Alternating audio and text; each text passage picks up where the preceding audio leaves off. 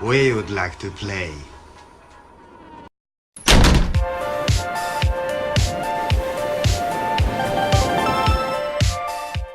So in the early 2000s, in the height of the PlayStation 2 and the Xbox, Nintendo was really falling short.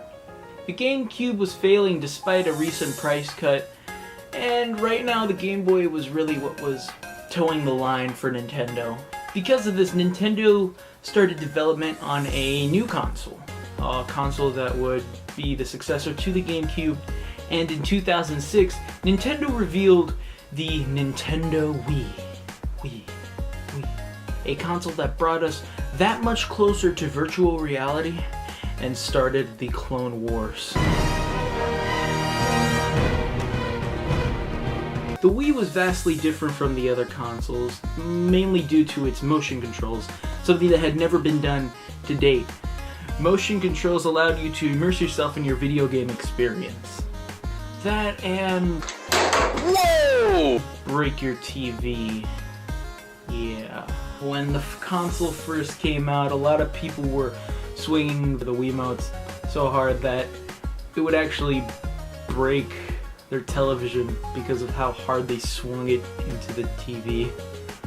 I actually remember GMA covering a few stories about people breaking their TV because of how popular this console was. I mean, this console got a lot of coverage, not just for breaking your TV, but also for how hard it was to get your hands on one,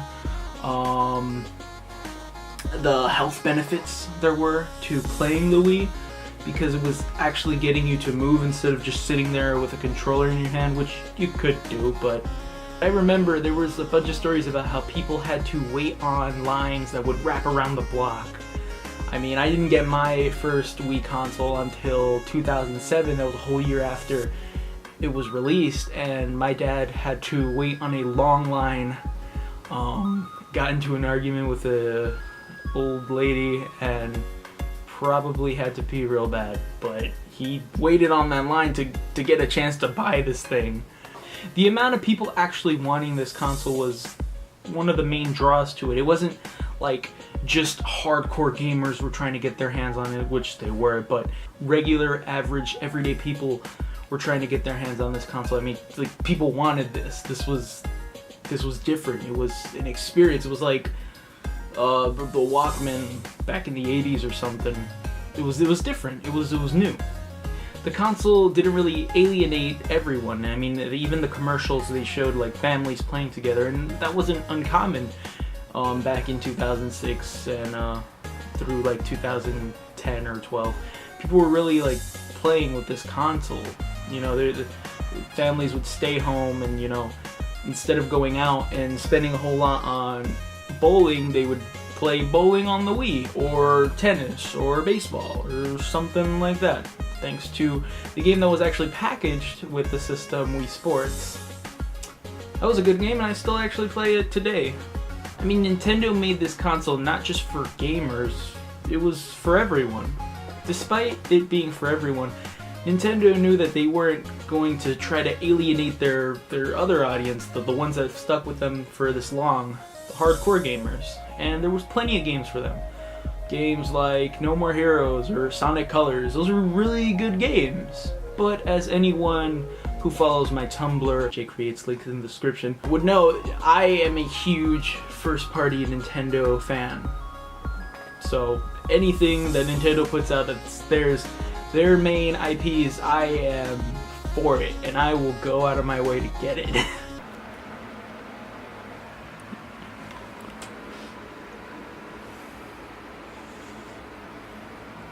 I've got a problem. And Nintendo knew how to balance the classic gameplay with the new motion control gameplay. The best games, in my opinion, would have to be... Ready, go! Super Mario Galaxy took us out of this world and allowed us to explore space as our favorite cartoon plumber. Donkey Kong Country Returns brought back that Donkey Kong from the 90s and gave us the same feels, even with the switch from Rareware to Retro Studios.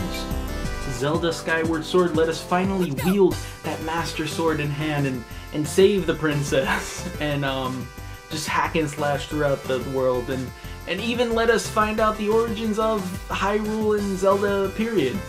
Kirby Return to Dreamland let us play with 3 friends and allowed us to play with a bunch of characters we had never been able to play with before. Despite Metroid Other M being a crappy game, Metroid Prime 3 filled the void. It was a game that allowed us to take aim and fire using our own hands as the arm cannon. Mario Kart and Super Smash Bros. Brawl really didn't change much, but they really didn't have to be. They were games that we all knew and we all just wanted on a new system. I mean, they did tweak a few things like Mario Kart with its motion controls, letting you use the Wiimote as a steering wheel, and Smash Bros. Brawl went a little easier on us with slower movements, but it gave us Sonic in a Smash Brothers game. Mario and Sonic were now able to fight. And if those games weren't of any interest to you, you were still able to play the 800 plus games that were out for the GameCube due to the Wii's backwards compatibility. I mean, what more could you want? By the end of the Wii's life cycle, it was critically praised and critically panned for its motion controls. But despite that, a bunch of the companies like Sony and Microsoft went ahead and made their own versions of these. PlayStation with its PlayStation Move, which would eventually be integrated into the PlayStation VR, and Microsoft with the Microsoft Kinect, which would basically be phased out in the future.